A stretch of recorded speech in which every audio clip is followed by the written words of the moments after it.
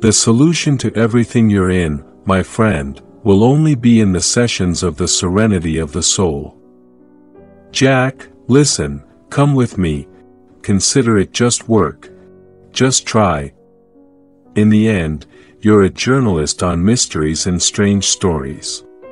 And spiritual clarity sessions are said by some to be the beginning and the entrance to all the mysterious worlds that only pure spiritualists realize. These sessions may become a good and different subject to write about in a new article, rather than the repetitive themes and monotonous stories that your readers are tired of.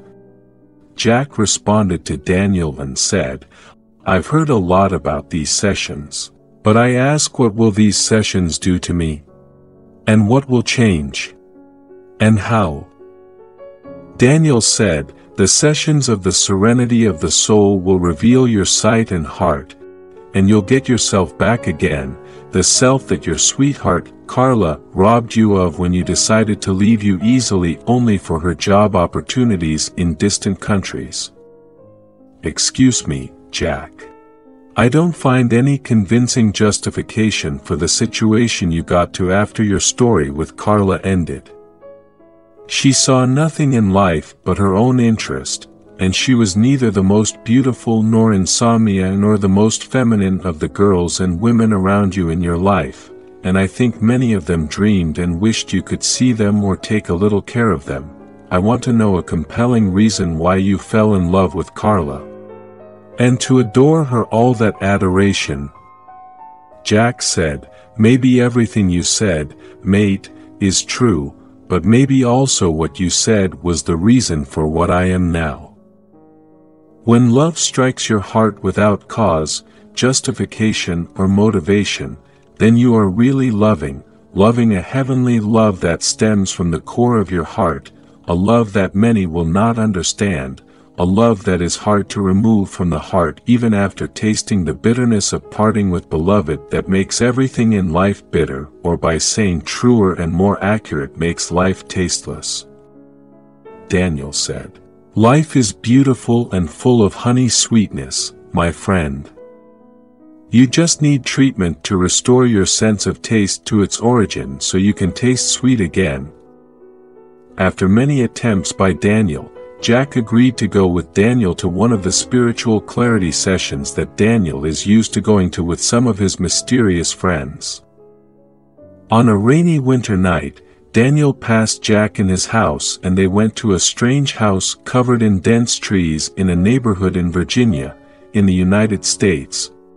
There was a huge man with the body covered in black clothes and showing no features of it, standing in front of the entrance to the strange house from inside the fence surrounding the house, and when Daniel and Jack approached the house, and Daniel said to Jack, carried out everything that would be asked of you without discussion or argument. Daniel stepped first and leaned in front of the big man, and the man gave him black clothes like the one he was wearing and gave him a scarf covering his face.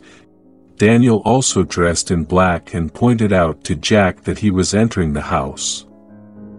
Jack had a sense that he was involved, and he also had a sense of anxiety and unwillingness to enter the house with Daniel, but he resisted his sensation and decided to enter with the purpose of discovering this world that really seems strange. The inside house doesn't seem to have any rooms. It's just a huge, spacious lobby with rows of black-clad people in the middle of it, and it wasn't clear if they were men or women. And in the middle of the foyer was an extremely strange statue of a bare-chested female body with wings behind her back, and the head of the statue was the head of an old goat with a long beard. And he had horns on his head with a torch on top of a dark red fire.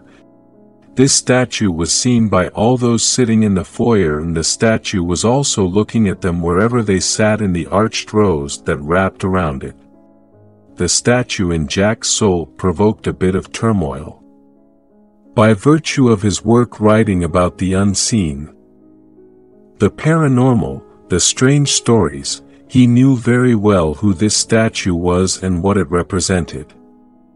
And even though Jack knew about the spiritual clarity sessions before, but he didn't know it had anything to do with this suspicious, scary statue owner. But this prompted curiosity within him to discover more about the rituals held by those present at this place. In front of the statue painted on the ground was a big 5-pointed star placed on each of its heads, a black candle, and the candles were not burning, and in the middle of the star was a deep bowl of copper. Jack kept looking around from behind the sheer black face covering his face, until the big man who greeted Jack and Daniel entered the door of the house.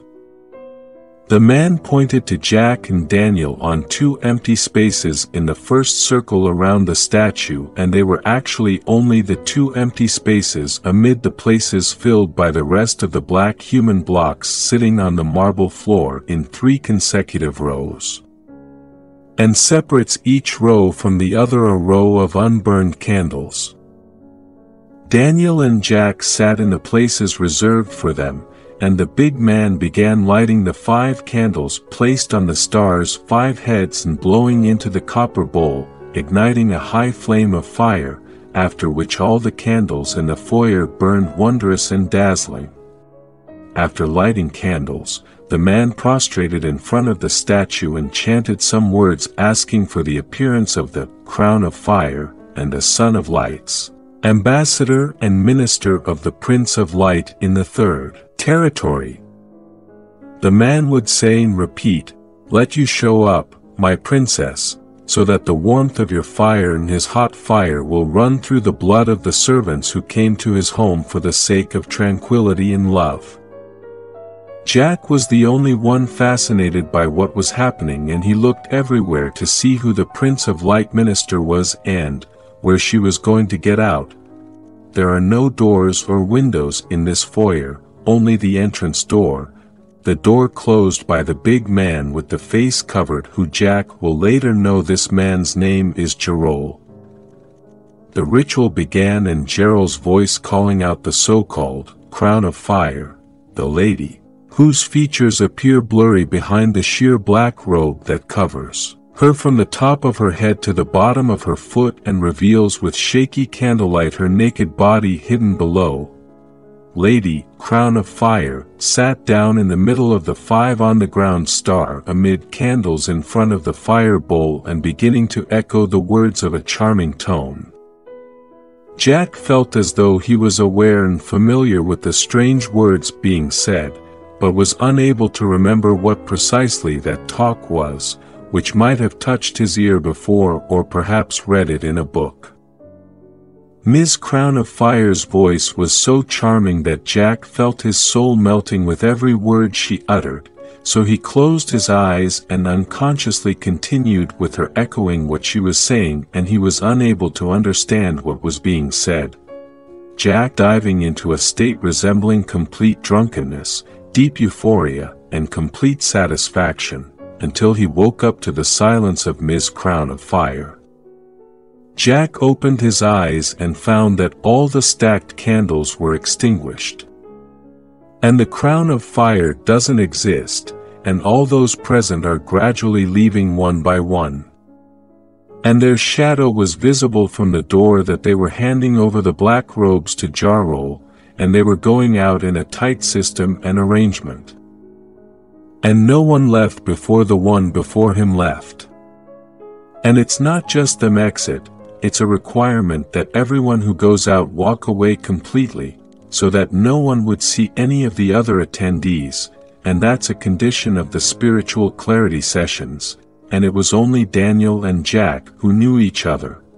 Daniel and Jack walked out some time later, and Daniel asked Jack what he thought of what had happened, and he lived it in session. Jack said with a smile, "A dream." It was a beautiful dream, especially what Ms. Crown of Fire was saying. Her voice was wonderful. I think her charming voice could move and melt hard stones, but the stranger I knew what she was saying, but as she said it I forgot it and forgot everything I was just chanting with her and behind her while I was unconscious.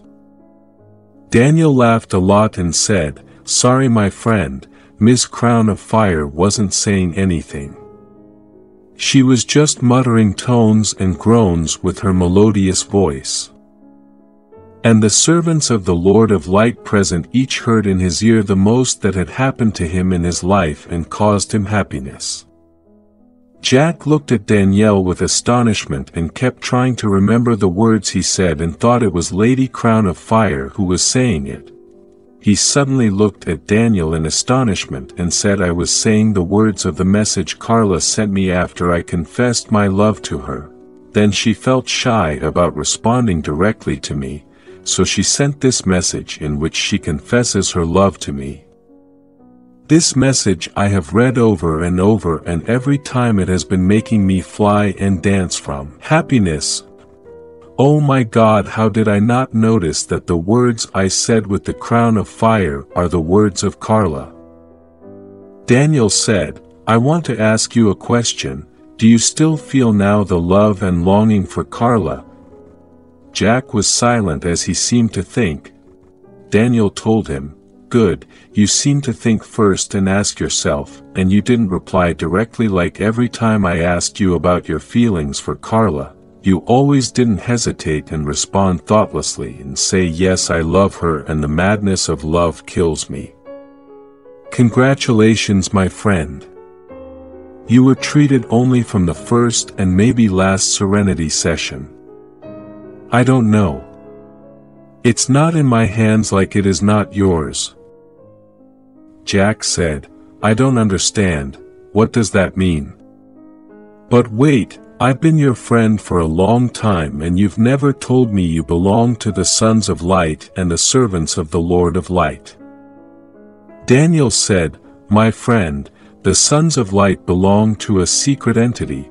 It is forbidden to declare belonging to it except when a new person joins the Sons of Light, as was done with me in the past by the person who made me join them and also as is happening with you now." Jack grimaced and said, "But I don't want to be one of the Sons of Light, nor of the followers of the Lord of Light. I only attended this session out of curiosity, and it is never possible that I am completing this." Daniel said, "Even after what happened and you saw it with your eye?" Jack said, "Of course, everything that happened is just satanic magic. I read about a lot and I saw and heard many stories about it during my career." And Jack added, sarcastically, "Who is she, Crown of Fire, that makes this magic in the sessions? Is she a demon? Or a woman of humans hit by a devilish curse?" Daniel got angry and said, "Don't get over it, Jack. I appreciate your attitude and I understand that the psychological euphoria that has befallen you because of the session can sometimes cause recklessness. In the end you attended, either you would be accepted, or you would be rejected, and even if you were accepted and allowed to attend other sessions, at the end the decision to continue or not come back to you. I want to tell you that I have entered a lot to be followers of the Lord of Light, but bringing them into the entity was part of my covenant to introduce more new servants of the Lord of Light. But you're a different case because you're my friend. I just wanted you to join the entity in order to help you get out of the miserable plight that Carla put you in, and I see that my plan worked, and the result quickly came out. And anyway, my friend, I'm going tomorrow on a long trip to North Carolina, and when I come back, we go back to discussing and consulting on the entity." Daniel missed almost a month, then returned with grief and depression on his face, met Jack and told him his journey to the Bennet forest was unsuccessful. He said he had been among the servants of the Prince of Light for many years, and it was time that he became a mentor, but failed the test and would remain for more years among the servants. Jack tried to understand more than Daniel, but Daniel refused to disclose, and said he would go to Mexico for some time with his Mexican sweetheart Sheila to meet her family and get to know them as he promised her. Daniel left and Jack stayed looking at books and articles about the Bennet forest, which is located in North Carolina and which he first heard about from Daniel. Already found in one book a few lines talking only about its whereabouts. The forest was in Bavard in North Carolina near the Davidson River, and it was written that Bavard Forests is a place where many adventurers and campers go in the woods near the river. In fact, every journalist and writer is a curious person even if he tries to hide this. Jack was curious to go to the forest that Daniel told him about, to see what was going on there. But at the same time he was afraid of the consequences, but his curiosity was stronger than fear, and he decided to travel to North Carolina. Jack traveled in his car on a long road, which lasted about 3 hours until he reached the road. There was a sign at its entrance written on it, "To the Bavard Woods which are supposed to be in it, the Bennet Forest on which Daniel said." Jack entered the road, and after walking into it for a little while, he found on the side of the road a broken-down car with a girl standing next to it in a short skirt and soft, cheeky hair manipulated by intense air currents, the girl waving at him with her hands. Jack confused and thoughts dysfunctional in his head, Jack thinking the girl was his ex-girlfriend Carla. Jack stopped the car and got out of it, got close to the girl. And the girl already might look the same as Carla, but she is more beautiful, bright and sweet. The girl thanked Jack that he had stopped to help her, and told him she was going to her friends camped near the river in Bavard, but the car suddenly broke down, asking him to drive her there on his way.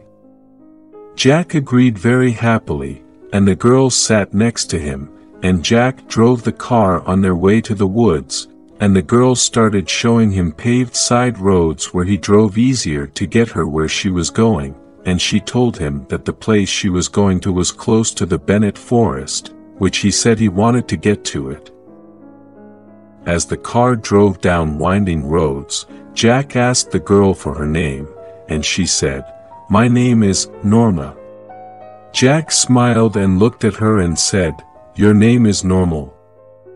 Nice name, but I don't think it's suitable for a girl in your beauty whose beauty is much more than normal." The girl didn't smile, and she said, "My name is not normal. My name is Norma." Jack said, "I hadn't heard that name before, what does it mean?" Norma said, "The real meaning of my name in our own language is, which." Jack was surprised, and before he went too far into his questions, Norma asked him, "Why are you going to the Bennet Forest?" "I know about this forest, it's a mysterious place, nobody goes to it." Jack said to her, "I'm a journalist and my hobby is to explore, and I've never been to this place before, and I heard about it, and I wanted to see it and know about it, especially since no one goes to it like you say." Norma looked at him sharply and said to him, "Good. Knowledge is a good, beautiful and exciting thing, but you must always remember that knowledge can turn into something terrible and hurtful. What's always important is that you're ready to bear the consequences of knowledge and curiosity." Norma stopped talking, while Jack lost his driving focus on the road. He did not calm the speed of the car in a place where he was supposed to calm down. The result was that the car was shaken very strongly. Jack returned with his sight and focus quickly on the road, trying to quickly turn to Norma, so he could apologize to her for his frivolous driving, but Jack found the seat empty and there is no trace of Norma. And Jack was not given time to be surprised. His car suddenly and strangely veered off the road and hit a huge tree hard. Jack grabbed his head, which hit the steering wheel, and Jack looked at his hand and found it with a lot of blood. This was the last scene Jack saw before he completely lost consciousness. Jack woke up after an unknown time and found himself in one of the tents with a huge-bodied man next to him. And the big guy said, "Finally, your consciousness came back. We found your car hit by a tree on the road, and you were injured and unconscious, so we brought you here in the camping valley until you woke up." Jack touched his head and found no trace of any injury. He focused a little and asked the man if someone was in the car at the time of the accident. The man answered in the negative, and the man identified himself to Jack and told him that his name is Jarrell, and told him that he is the person responsible for the camping areas and exploration trips in the forest.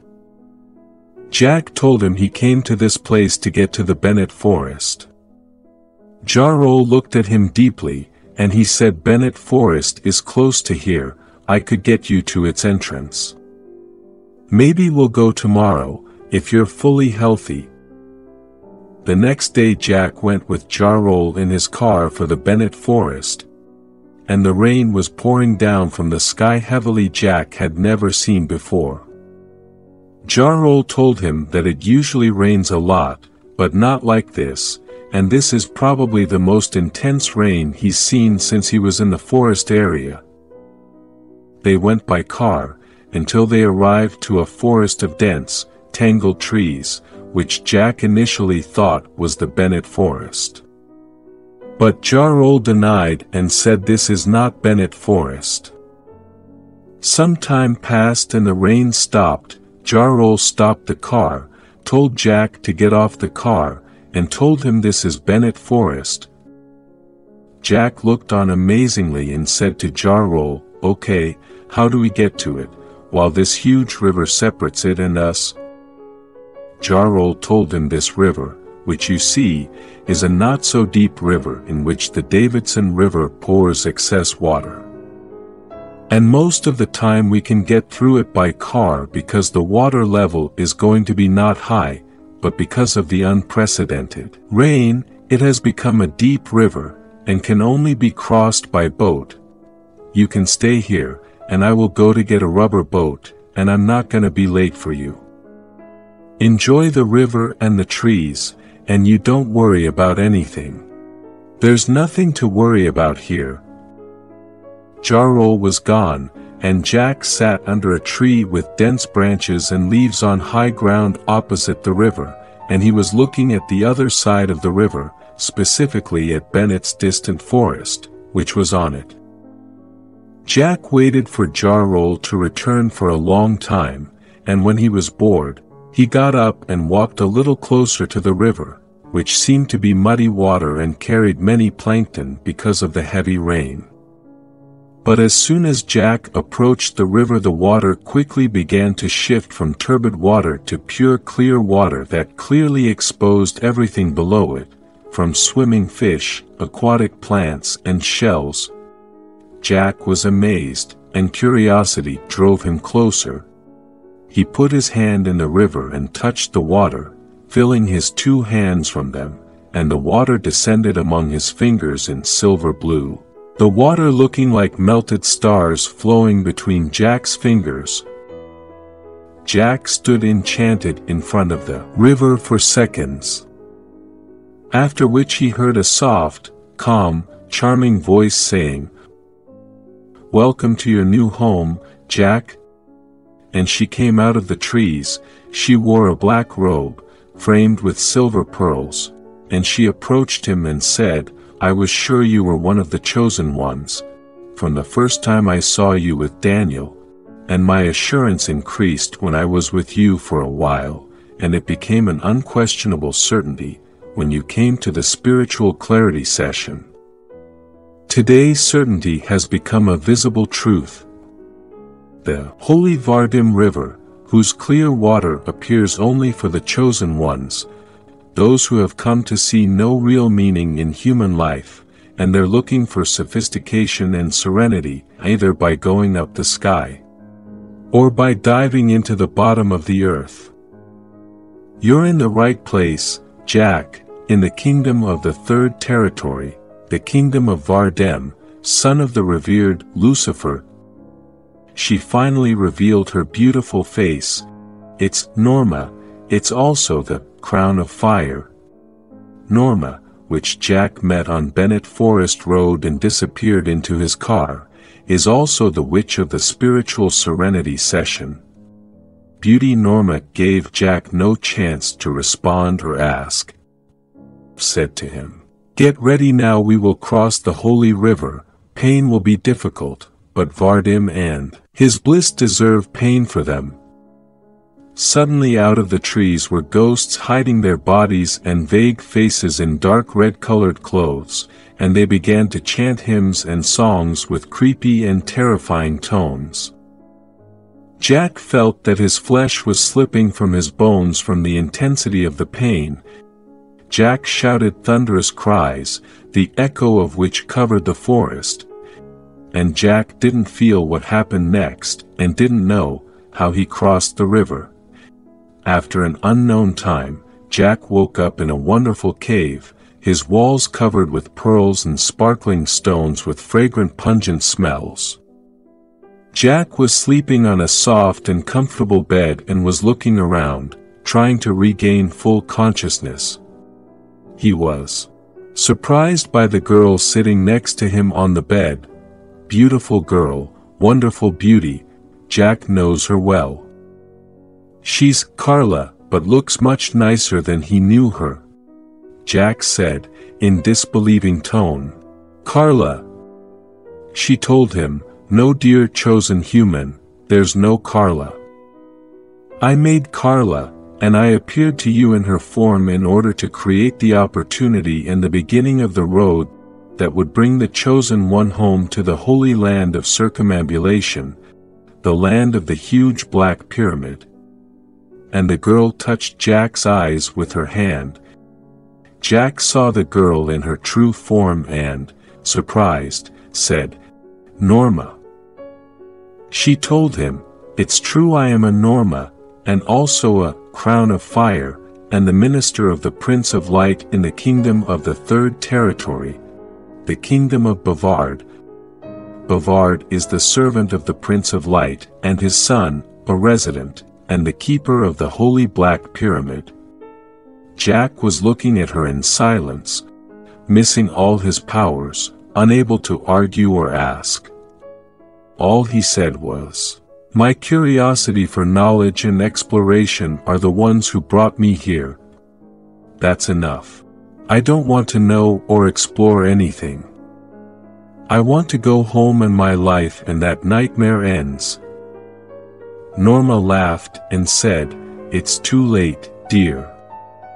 It was your only chance to escape your inevitable destiny, is that you're fighting your curiosity.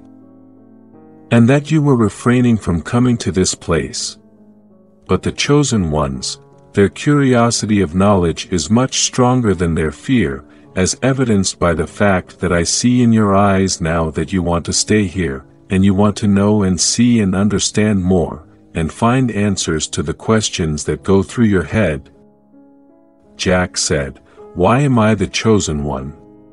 Why did you do it all from the start to get me here?" Norma said, "In our world there are layers of humans, and also devils, elves, and goblins.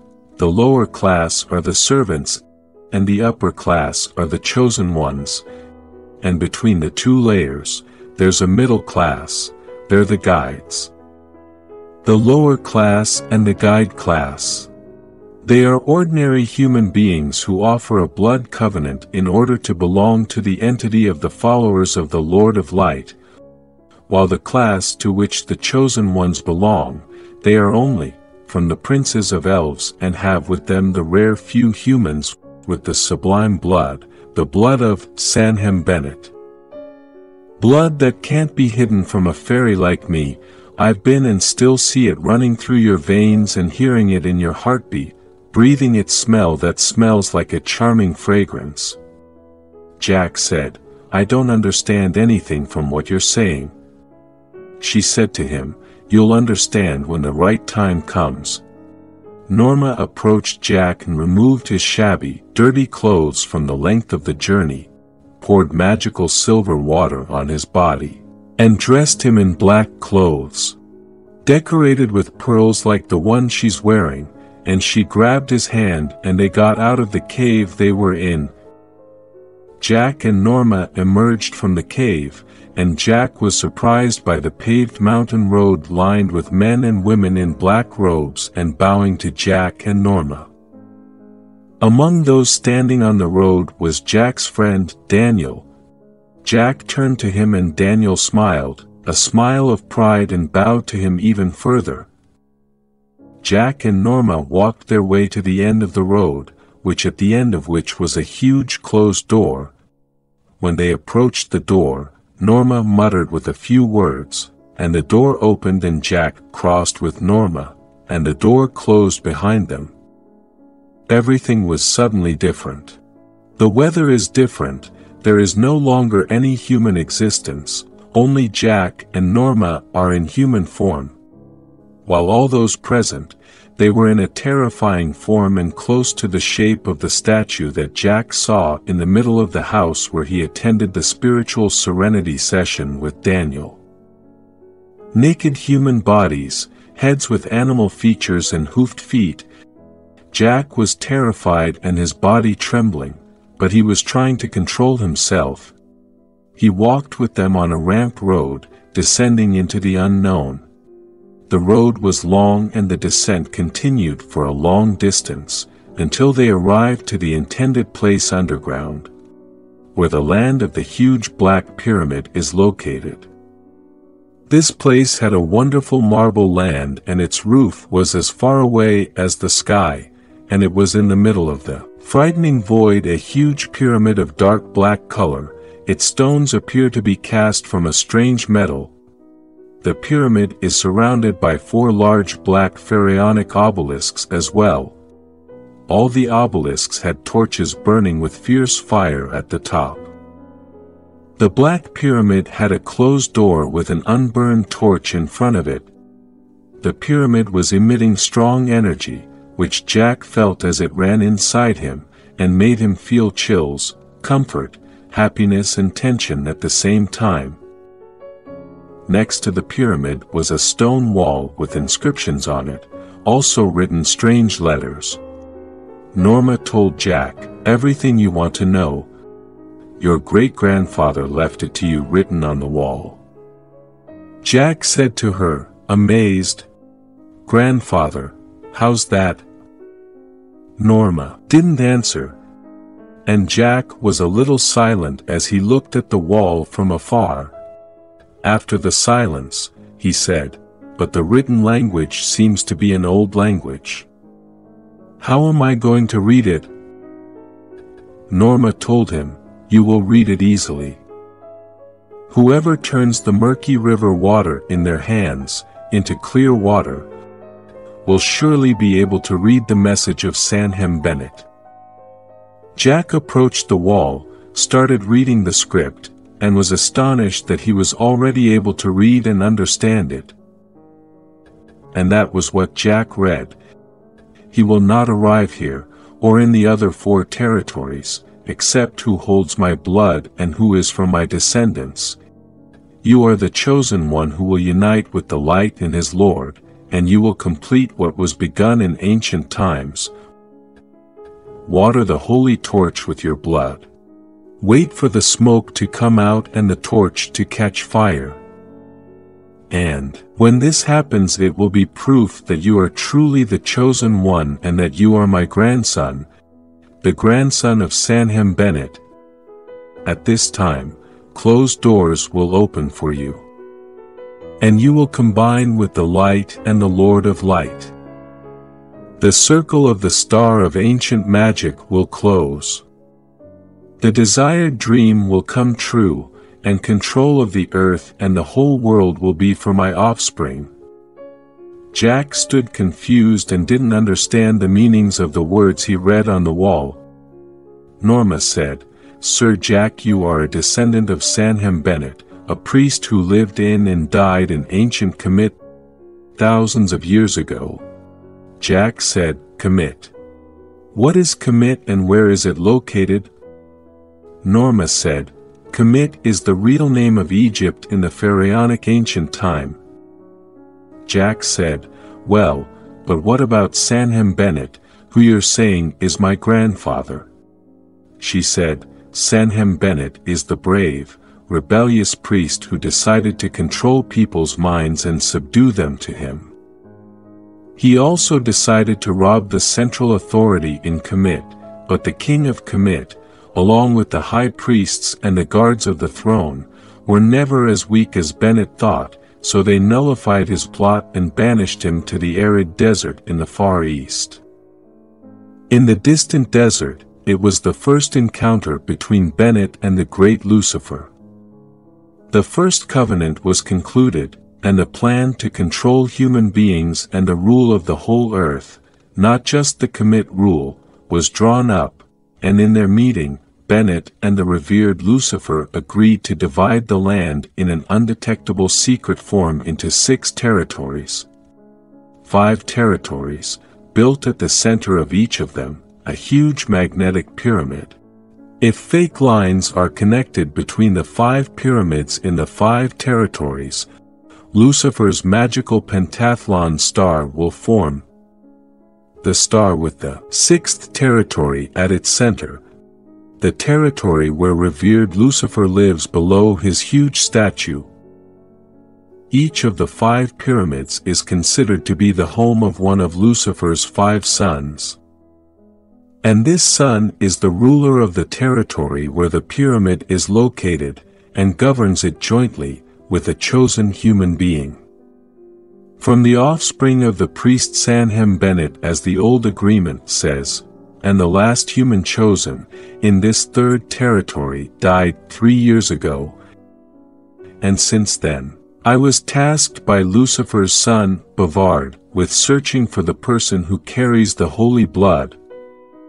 Norma pointed to Jack towards the back of the wall, which had the inscriptions and Sanhem Bennet's messages.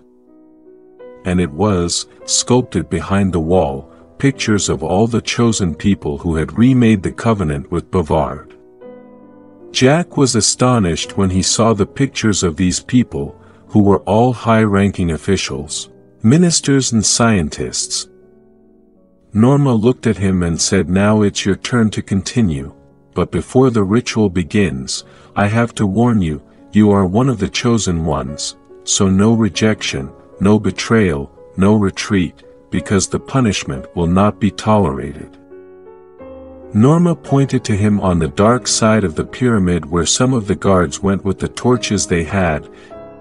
Jack saw a gruesome and terrifying sight of mummified, dismembered men and women with their body remains fixed with huge screws on a creepy wall. Norma told him they were chosen like you, some of them who rejected the covenant, some of them who made the covenant and then retreated, and some of them disclosed the secret, and I don't think you like your fate to be like them. Your body will be cut up while you're alive and it's pinned to the punishment wall with fiery nails. Jack was silent, he didn't know what to say or do, and he felt like he was living a nightmare. Norma said, "Then, let the ritual begin." Norma grabbed hands with Jack and stood in front of the gate of the Black Pyramid, and the terrifying attendees started circling around. Norma took her clothes off, and she took Jack's clothes off. She embraced him tightly, a hug that melted him. And without the feeling of Jack, Norma, the beautiful static in his lap, changed her body. She became in the form of a demon, and stretched her sharp nails and stabbed him with several non-fatal stab wounds in different parts of his body. Norma sucked Jack's blood from his body, and left him and went and poured it over the extinguished torch in front of the pyramid gate. The torch burst into flames, the hymns went up. And Norma and elves bowed to Jack, and they drove Jack into a circular circumambulation around the Black Pyramid until the gate of the Great Pyramid opened. Norma ordered Jack to enter the pyramid alone. Jack entered the pyramid, met Satan Bavard and completed the covenant. Although Jack wrote everything that happened to him in the Devil's Circle and inside the Black Pyramid in a detailed memoir that caused his death, he did not elaborate on his encounter with this devil Bavard. He said only in the memoir, this devil was able to overcome him, and he replaced his thoughts with what he whispered to him in his ear about cosmic and existential facts that always preoccupied Jack's thinking and raised his doubts. And all that can be understood from Jack's words about Bavard is that after meeting him, he became fully convinced of what he would do to elevate the word Lord of Light on earth. A smiling Jack came out of the pyramid and the pout went off his face that existed before meeting Satan Bavard. And when he came out, he found Norma in her glamorous human form, waiting for him.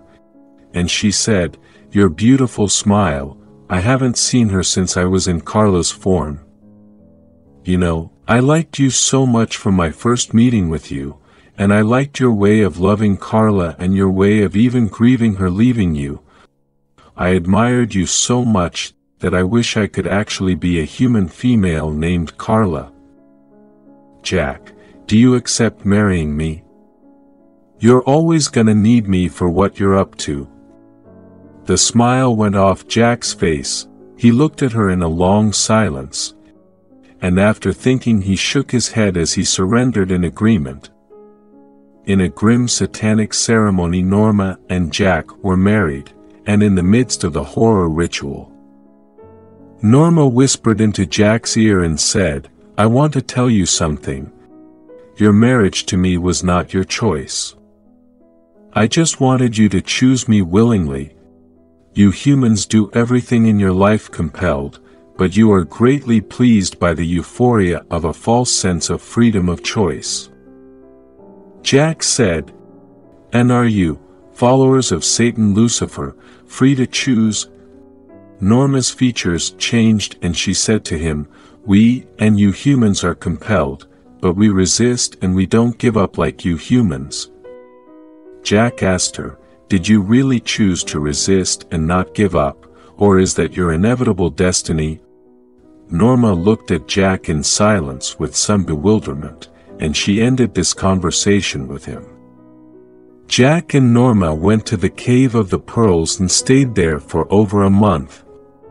During this month, Jack fell in love with Norma, who was able to take away Jack's heart and mind. Most importantly, during this period, Jack is learning a lot about magic, controlling minds, imposing choices, tampering with souls, playing with the will of humans and controlling them. And Jack learned other things in the different sciences and their unknown origins which no one knows, except for the scientists of the light forums of Lucifer's followers. And Jack knew that his assignments would not be bound by a specific place, and that he would go anywhere around the world, and he would always have the beautiful Norma with him.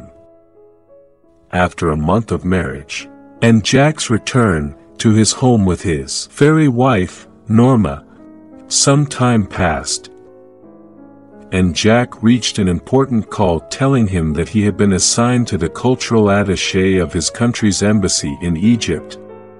Egypt is the country of the Black Earth, the ancient Kemet from which his damned rebellious priest grandfather Sanhem Bennet emerged defeated and expelled. Chapter 2: The Truth.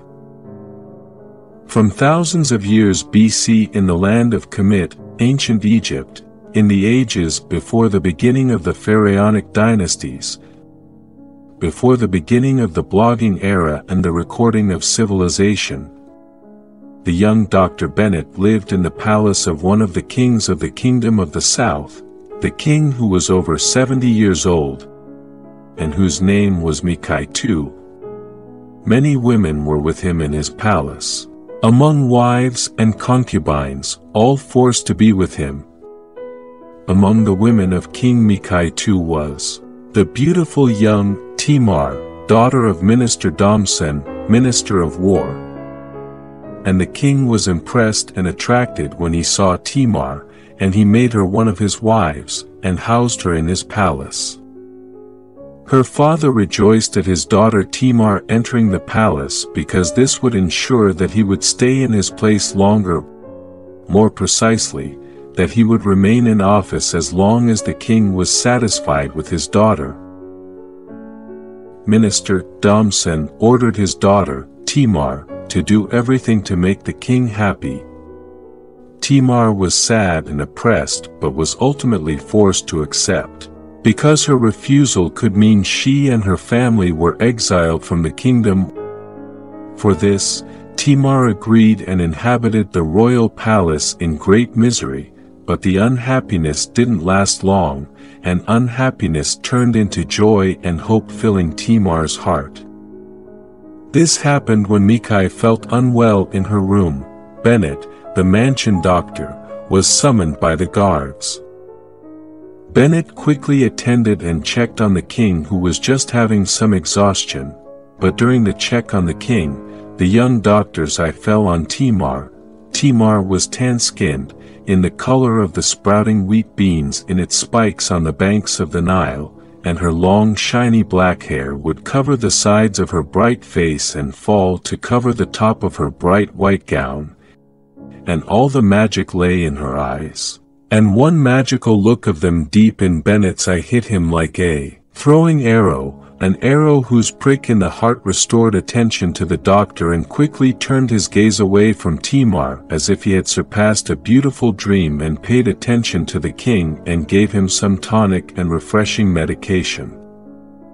The king ordered the doctor to leave, and before Bennet left the royal room Tamar called him and said, "Wait," and she went back to the king and said to him, "I often feel surprised tiredness, and I didn't want to disturb the king by talking about that," and she looked at Bennet and said, "I didn't know there was a skilled doctor in the palace," and Tamar asked the king to allow her to be checked by Dr. Bennet. The king said, "Not now. Tomorrow Dr. Horeb will return, he is the palace doctor. While Bennet is only his assistant, and he has now come to help only for the absence of Dr. Horeb, and Dr. Horeb will return tomorrow in the early morning to the palace. Tomorrow you can go to the healing house and meet Dr. Horeb." The king ordered Dr. Bennet to leave the room in a sharp tone. The king may have noticed Tamar's gaze at Bennet, or he might just have felt jealous of the young Bennet, who is just a few years older than Tamar. The next day, Tamar went to the house of healing, a house attached to the palace, where there are various medicines that treat every disease, and he works there and dwells in it at the order of the king, the old Dr. Horeb, and his son Bennet, the young doctor, and some assistants and learners. Tamar entered the healing house, and the first person she met was Bennet, who initially tried to ignore her and show her his lack of attention, but Tamar approached him closely. And Bennet turned to her, leaning over to her in appreciation, telling her, "I told Dr. Horeb you were coming, he is now waiting for you in his room inside." Bennet hurried to leave Tamar, but he was surprised by Tamar's soft hand tightening her grip on his hand and saying, "Wait. I don't want old Horeb. I want Dr. Bennet, my only love." Bennet looked at her with anger and reproach and said what the daughter of the minister of war and the king's wife wanted from Dr. Horeb's son. Tamar responded with an angry whisper and said, "Bennet, what did I have to do in your opinion? Did I have to sacrifice myself and my family and refuse to marry King Mikai? Would you have preferred me to say that I love the doctor's son and for him I refuse to marry the king of the south? And what if I did? Do you think the king would have let you and your father live safely?" Bennet said, "We were going to leave the whole kingdom of the south and run anywhere. God's land is vast." Tamar laughed sarcastically. Bennet said, "I wish I had heard my father's wisdom when he said to me, 'Every glamorous female is an adventure and a gamble. either heaven enters you or throws you into the bottom of hell, and if you fall into hell you will never get out of it like you were, and my father's words are already true. After what happened I am no longer the same and I have no hope of returning." Timar smiled jokingly this time and said, "Your father has had dementia for a while, and everyone knows that since he married your young mother when he was 60 years old, she has fascinated his mind with her youth and beauty and then completely robbed him of his mind by her death. Don't listen too much to his weird words." Bennet's face seemed so upset by Timar's ridiculous foreplay. Timar apologized and said, "Wisdom also says if you change the angle of your vision even a little maybe you see what you've never seen before. What if everything that happened didn't happen? Were you going to marry me? You know very well that my father, the Minister of War, would not accept our marriage." Timar grabbed Bennet's hand, moved near the door and said, "Look well," and she pointed to her room in the king's palace adjacent to the healing house, which had a gate directly on the garden of the palace other than the open gate on the inside of the palace foyer, and she said, "I now live there meters away from you." Bennet said, "What do you mean?" Timar said, "What I mean is what comes to your mind right now." Bennet said, "How?" "Guards and servants are everywhere." Timar said, "The king comes to my room once every 2 weeks, and only in his presence does the guard stand at the garden gate, and any time in his absence, you can come after midnight, and no one will see you.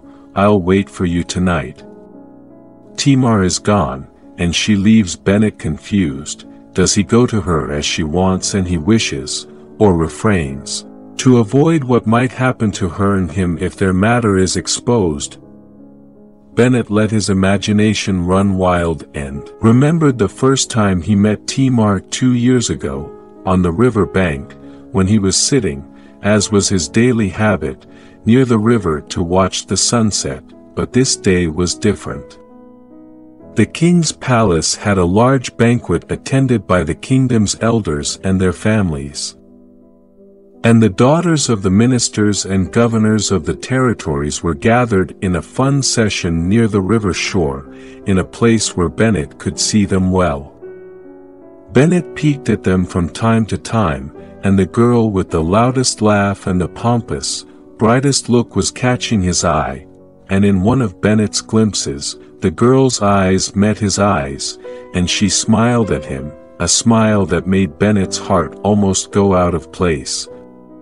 Bennet wished fate made a chance to gather him with the girl up close, but the beautiful girl didn't wait for fate, and she created the opportunity herself, shocking her foot with one of the rocks around the river and claiming pain.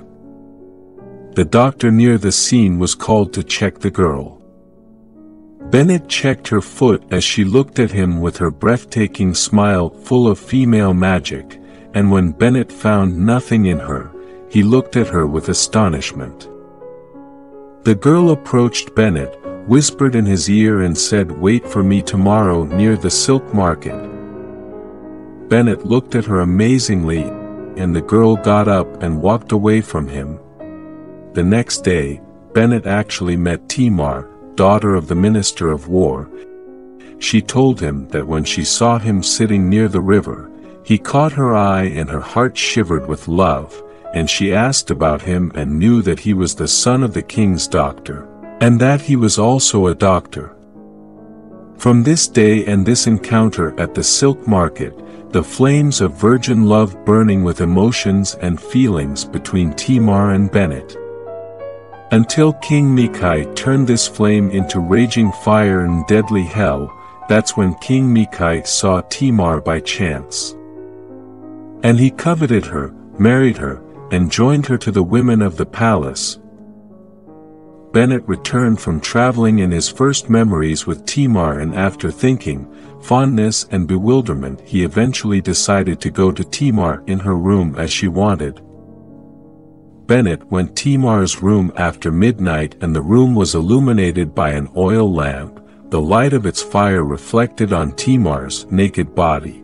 Her body was without any covering except the redness of longing and passion to meet her lover.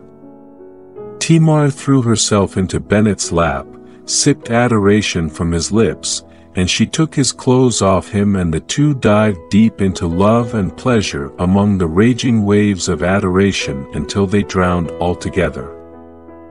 And Bennet went to Timar's room repeatedly for many nights, and he thought no one saw them, or knew about their relationship.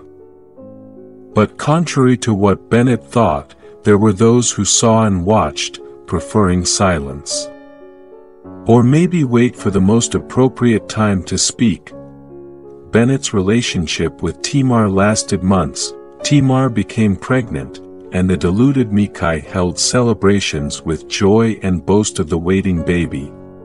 Mikai secretly summoned Dr. Horeb and gave him many gifts, a reward for the magic that gave King Mikai the power that made young Timar become pregnant. Horeb smiled and thanked the king for his generosity as he avoided looking into his eyes. In fact, Horeb was not only a mansion doctor, he was also a magician, relying on magic and spells for a lot of things, and the magic that Horeb was making for the king was not to give the king the sexual power, as the king thought. This magic was for King Mikai's blindness about seeing or discovering Timar's relationship with Horeb's son Bennet, the relationship that Dr. Horeb was seeing and knowing everything about, without saying to his son that he knew what he was doing with Timar, and he was just protecting him in secret. But Horeb didn't know he had to do magic to hide his son's relationship with Timar from everyone, not just the king. Months later Timar gave birth to her baby, the little prince who became entitled to inherit his father Mikai's kingdom like his other brothers. All of King Mikai's sons accepted the matter with welcoming the arrival of the new brother, except for Minakim, the eldest son of King Mikai and his crown prince. And Minakim would glimpse Timar and her son with a look full of malice, threat and intimidation during the ritual celebration of the new baby. Timar felt dismayed by Minika's gaze and told King Mikai of her sense. Mikai reassured her that his son Minakim was simply unable to accept the idea of having an infant brother at this age and position he held. Mikai added that his son will certainly accept his new brother as time goes on. Time passed and Timar completely severed her relationship with Bennet for fear her secret with her son's real father would be revealed. Her son, whom the king named Sanhem. Timar didn't just sever her relationship with Bennet, she also wanted to keep him completely out of the palace, so she took advantage of her baby Sanhem's illness and claimed that Bennet, the doctor, had neglected to treat him, thereby exacerbating the disease. She told the king that this doctor was no longer competent to stay in the king's palace and that he and his father must be expelled. The king agreed to her request to expel Bennet, but kept Horeb because he needed him in many things, and the king secretly gave Bennet a house close to the palace in honor of his father. Bennet lived sad alone in this house bemoaning himself, and on his son Sanhem whose lineage was attached to King Mikai. Sanhem who would never know that Bennet was his real father. But Bennet was wrong. Conditions are changing quickly. One fateful day chaos began to spread in the vicinity of the royal palace. There were those who incited soldiers and guards against the king, in order to get rid of the old king and seize power. Horeb watched what was happening in silence and anticipation, inside the healing house, and not much time passed and the clouds unfolded and the picture became clear. Minakim was the one who led the movement of soldiers to remove his father from power, after asking his old father Mikai to cede power to him, but his father refused, removed him from the covenant mandate and assigned it to one of his younger brothers. Menachem eventually succeeded and actually seized power, and his first decisions were to restrict his father's residence and imprison all his entourage. He ordered, as he said, the imprisonment of prostitute Tamar, she and Sanhem, Bennet's son. He also ordered the arrest of Bennet and his father Horeb. But before Menachem made these decisions, Horeb was trying to read the horoscope, to see the future of the kingdom and to check on his and his son's future status. Horeb was surprised when he saw the future and what Menachem would do. Horeb was shocked to see that Menachem was aware of his son Bennet's relationship with Tamar, the king's wife, and that he knew that Sanhem was not his brother and that he was Bennet's son. Based on what he saw, Horeb was able to anticipate what would happen. Horeb disguised himself in the uniform of senior soldiers and surprised Tamar with an anesthetic liquid spray on her face, kidnapped his grandson Sanhem and fled the palace, and went to his son Bennet's house. But neither his age nor his power helped him go in time. When Horeb approached his son's house, it was too late, and he saw his son chained and driven by soldiers to the palace of the new king, Menachem. Horeb had nothing to do to save his son. Horeb's magical abilities were all related to medicine, distraction, and fortune reading, and these things would have no effect with the legions of Menachem's soldiers. Horeb surrendered, and fled with his grandson Sanhem to distant mountain caves. From time to time he disguised himself and went down to the crowded markets to buy himself some food and milk for the baby. One day, while he was in the market, Horeb heard people talking about what happened in the king's palace about the execution of Tamar, the daughter of the minister of war and the wife of the deposed king, she, and Bennet, the young man she adored, and was the result of their forbidden relationship. The child, she said, was King Micaiah's son. After what he heard, Horeb tried to hide his grief, so that his truth would not be revealed, and he and the child would be arrested and killed. Horeb left the market, returned to the mountain cave and broke down in tears. He was crying for his son's murder, and for the infant Sanhem who might become alone in life at any moment if Horeb died. And when Horeb calmed down, he sat on the ground of the cave, exhausted of strength and soul, and looked at the child while he was going to think, what could he do for him? He is unable to leave Sanhem to anyone in the kingdom, because they will surely hand the child over to King Menachem without thinking for fear of his brutality. Horeb searched inside the backpack he escaped from the royal palace, and found the 10 copper chips etched with strange wonderful drawings, and these chips were given to him by the great Dr. Chin, who taught him the origins of medicine and the primitiveness of magic. Chin had given Horeb these chips in his last days before his death and commanded him to preserve them well and tell him of their seriousness and the way to use them in evoking the elves and harnessing them. In fact, the old Horeb did not use these chips all his life from the moment he took the chips from Chin. Horeb thought it was time to use it, to take revenge on Menachem, and to protect his grandson Sanhem from the treachery of the coming days. Horeb prepared to begin the ritual of using chips, by preparing magical liquids and grinding stones and exotic flowers. And Horeb set the fire and began to chant some magical phrases that his guide Chin told him, and engraving the drawings engraved on the first chip of copper chips on the cave walls. As soon as he drew the inscriptions, the fire went out, darkness covered the place, and the ground shook under the feet of Horeb and the baby Sanhem, who began to cry. Nothing more happened the first night, and the next night Horeb completed the ritual, which had to last for 10 days, with the same number of 10 copper chips.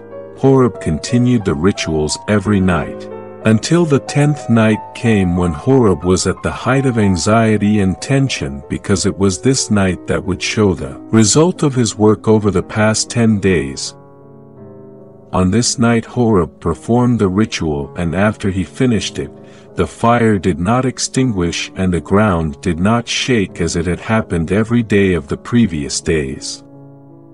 But something more terrifying happened. The awaited sound appeared, a frightening sound that frightens the soul. The unseen voice said, "What do you want, old man?" Horeb said with a stutter, "I want revenge and protection." The voice replied, "So you want revenge for your son's killer and you want protection for your grandson?" Horeb shook his head and said, "This is what I want." The voice said, "What will you offer us in return for our services to you?" Horeb was a little silent, and then he said, "Anything you ask." The scary voice said, "Go to the eastern temple and leave the infant Sanhem to the temple priest." Horeb was astonished, and said, "But the eastern temple is close to the royal palace, which is surrounded by many soldiers." The voice said, "Go and do not be afraid."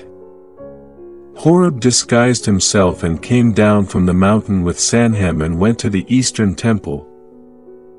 Near the temple, Horeb surprised when he saw the temple priest standing with a group of soldiers. Horeb approached cautiously and the priest approached him enthusiastically. And the priest was telling the soldiers that this guy coming over is a long-awaited friend. The priest carried the child out of Horeb's hand and he gave Horeb a great welcome and invited him to enter the temple. Horeb entered the temple, and the priest said to him, "Dr. Horeb, you will live here in the safety of a good life for the end of your life. As for little Sanhem, he will belong to us. He is your gift and sacrifice to the light and his master, the Lord of Light, to grow up on his teachings, and he may be his expected ambassador when he grows up." And the priest asked Horeb a strange question about the exact date of the child's birth in the month, day and hour. Horeb said he only remembered that Sanhem was born on the last day of the previous year. The priest was about to cry, and he was saying that the prophecy seemed to be fulfilled. A child is born on the last day of the year of light, the year when the rule of the king of the south falls, and the grandfather gives his grandson to the temple of light. The priest smiled and said that Sanhem is definitely one of the chosen ones for the kingdom of light. Horeb smiled faintly and did not understand anything of the priest's words. A few days passed after the presence of the old Horeb in the eastern temple, and then he died. Sanhem lived in the temple, and everyone in the temple called him Sir Sanhem Bennet, including the priest himself. Bennet learned everything in the temple from his childhood.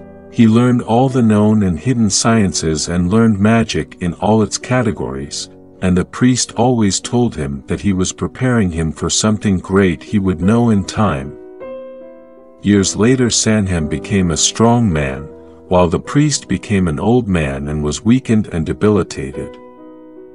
One day the priest said to Sanhem, "Sir Bennet, it is time to take revenge on the Mikai dynasty, and seize the rule of the kingdom of the south so that the kingdom's rule becomes ours as servants of the Lord of Light. Today, all the people in the kingdom believe in you, your powers, your magic and your abilities. Including old Menachem, your parents' killer, but he doesn't know that the priest of the Eastern Temple, Sanhem Bennet, the powerful young magician, will destroy his rule and take it over." Sanhem began implementing the priest's instructions to use magic, and igniting a revolution in the hearts of the people and soldiers against Menachem, his entourage and his assistant priests. But contrary to expectation, everything Sanhem did failed. The king's priests nullified all his magic and he was arrested. Sanhem Bennet was placed in prison in preparation for his execution among the people on the execution square, and the Eastern Temple was burned with everyone in it. And one harsh night in Sanhem's prison, where he was waiting for death, he heard a terrifying sound that was probably the same sound that Horeb heard long ago in the cave of the mountain when he used copper chips. The voice said, "Did you see? You are still weak, and everything you learned in the temple did not help you. You need more power. You need light. You have to mix with it, and it melts into you until you become strong enough." Although Sanhem learned magic and terrifying things in the Eastern Temple, he was terrified. The voice reassured him, and he said, "Go to your prison guard, and from the hatches of the iron door, grab the dagger he's carrying, and with a dagger, make a wound in your hand that makes your blood flow, and with blood draw a big 5-pointed star on the ground and sit in the middle of it, and wait." Sanhem said loudly, "How can I take the dagger from the guard?" There was no answer to Sanhem's question. Sanhem got up and approached the door on which the guard was standing from the outside, and looked at the guard hesitantly. Before Sanhem could say a word or do anything, the guard took out his dagger and gave it to Sanhem, and the guard escaped suspiciously quickly. Sanhem executed the desired, drew the 5-ribbed star and sat in the middle of it. The bloodied ribs of the star burst into flames and the ground shook hard, the walls around Sanhem were knocked down, the gates opened and Sanhem heard the voice saying, "Go east and there I will meet you." Sanhem rushed out, and, surprised outside by the guard who gave him the dagger waiting on a horse-drawn carriage, Sanhem boarded the carriage and set off for the far east. After some time traveling between strange paths, Sanhem Bennet arrived in a huge underground city, a city full of luxurious mansions and small pyramids that are located on two sides of a vast road that leads at the end to a huge black pyramid, or rather a giant surrounded by columns, the top of which is burning with fire. Surrounding the pyramid were the terrifying inhabitants of this city, who resembled humans, but with heads and legs that tended to be animal. Sanhem met with Devil, the inhabitant of the Great Pyramid, who told him that he had waited a long time for the prophecy to be fulfilled, and he is the chosen one who will unite with the light and his Lord to form the new world in which the word of light rises, and his followers become the rulers of the world. And he told him about the 6 territories of the earth, and that Sanhem will have authority over them all after the covenant is made. Sanhem held the rituals of the blood covenant, and the covenant was that the rule of the earth would be for the chosen ones from the descendants of Sanhem Bennet, who would be chosen by Lucifer, the Lord of Light, so that the old prophecy would apply to a new chosen one like Sanhem Bennet, and the cycle would be repeated with him and his descendants again. After the covenant rituals, Sanhem left the Black Pyramid, and visited the 6 territories of the earth, and by order of Satan Lucifer, married many women in the places he visited, so that his descendants would fill the earth, to be among them the new chosen ones, themselves and their descendants. At the end of the travels between the territories of the lower and upper earth, Sanhem returned to the kingdom of the south in Egypt, which was changed after the great war that broke out, and the result of the war was the unification of the kingdoms of the south and the north, and they became one kingdom. In the war, all of King Mikai's dynasty was wiped out, including his son King Menakem, an enemy of Sanhem Bennet. This certainly gave Bennet a good chance to set foot in Egypt, establish a temple and popularize his enlightenment without chasing, but the unification of the kingdom made its ruler a powerful and hard-to-penetrate authority, and this reduced Benet's chance of seizing power, a task he returned to fulfill. to overcome this. Bennet's only goal was to bring the ruling class of the new Grand Queen into the ranks of the Illuminati, to make them follow the light, and to carry out the will of the Lord of Light. Of course, it wasn't Bennet's job, easy, and what he succeeded in achieving in the various territories was almost impossible in the Kingdom of Kemet, ancient Egypt. But Bennet did not despair and was always supported by the great demon Lucifer, and this support made him persevere in carrying out the mission.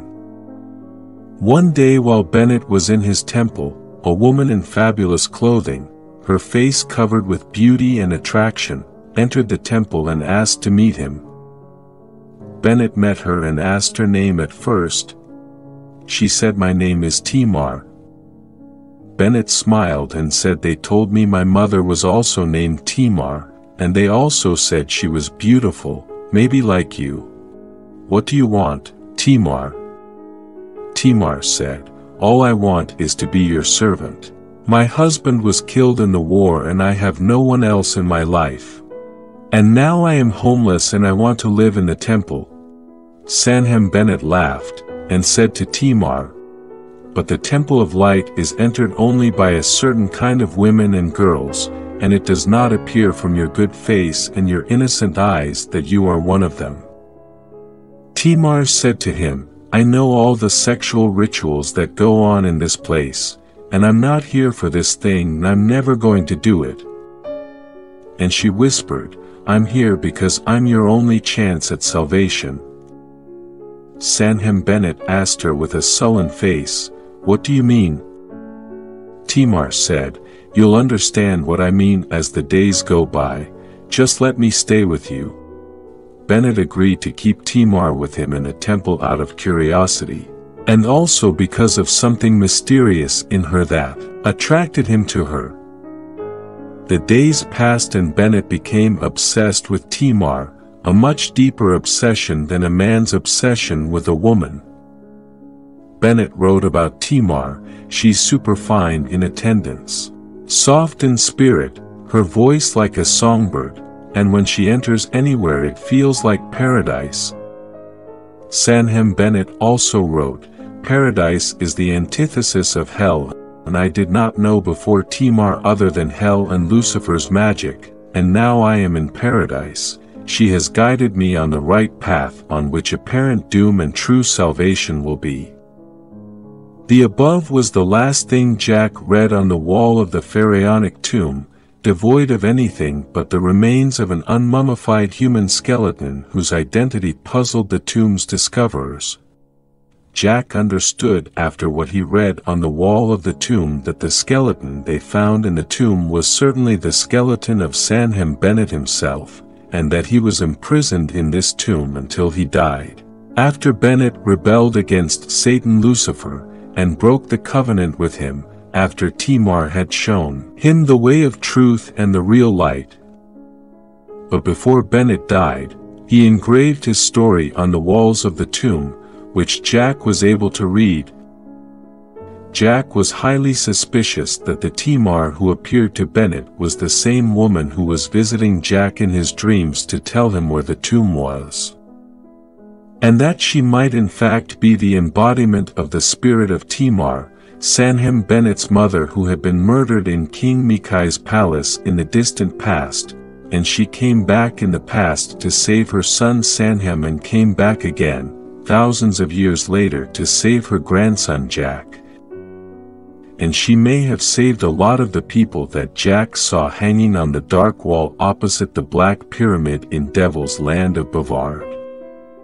What happened with Jack was that after Jack ended his covenant with Bavard in the Third Lower Territory, he was sent to Egypt with his devilish wife Norma, to work in the cultural attaché of his country, but with Jack arriving in Egypt, and before he began his mission, Jack saw a strange dream in his sleep, and the dream was repeated for a number of nights. The dream was, a beautiful woman in ancient Egyptian clothes and ornaments tells him, "Go south to Helmont's tomb, there you will know the old secret, and you will see the truth with your own eyes." After repeating the dream, Jack told Norma the recurring dream, and when she heard the dream, she felt annoyed and angry. And she told him that his recurring dream is just a hallucination occurring in the minds of humans and did not exist in reality.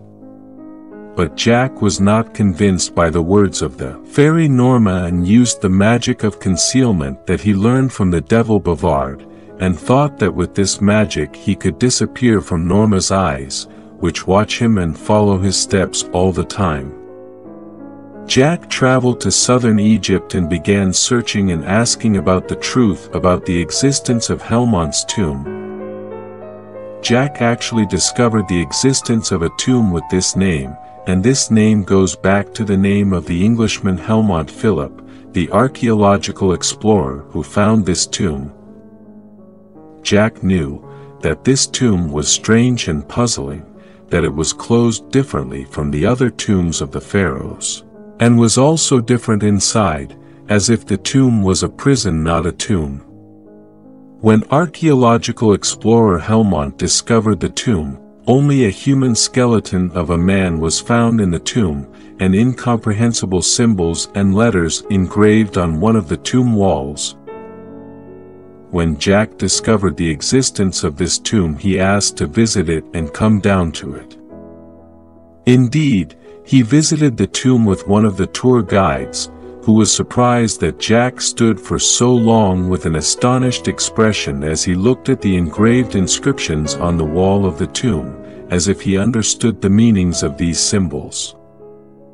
In fact, the symbols engraved on the wall of the tomb are the same as the symbols and letters written on the message Sanhem Bennet on the wall, in the land of Satan Bavard next to the Black Pyramid.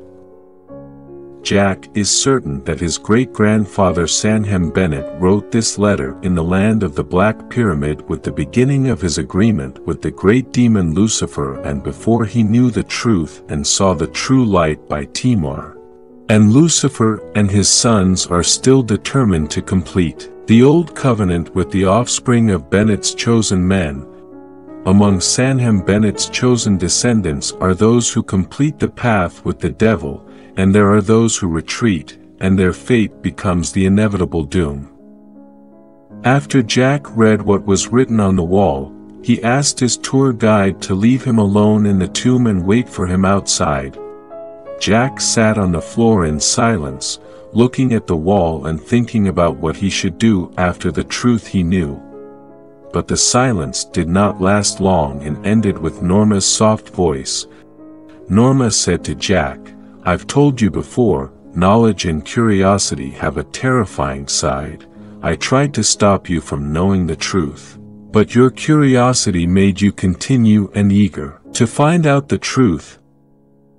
Now you know the whole truth, and it's time to choose, either continue with us or perish like your grandfather Sanhem Bennet and the others who perished." Jack was silent and Norma's voice disappeared from the tomb and Jack never heard or saw Norma again. Norma disappeared from Jack's life after she became certain of his choice. After returning from the south to Cairo, Jack left his job at the cultural attaché, and stayed in Egypt for some time trying to research and learn more about his old grandfather Sanhem Bennet, but it was impossible. There are no historical signs of the existence of Sanhem Bennet, except for the strange writings found in the land of the Black Pyramid, and also in the tomb of Helmont, or more precisely the prison that turned into the tomb where Sanhem Bennet was buried, and Bennet engraved on the wall of the tomb his story in his magical language that can only be read by those who carry his blood. Before Jack began carrying out any real mission for the Lord of Light and his organization, he decided to retreat and expose them, whatever the outcome and consequences. Jack wrote a book in which he told everything he saw and knew in this parallel demonic world that wants to dominate the world, but the book's spread was limited and none of those who read the book believed what Jack wrote. In the end, Jack returned to his home in the United States, and after the last time his friend Daniel visited him, Jack disappeared, and no trace of him was found again. Perhaps only the new chosen one will know Jack's true fate.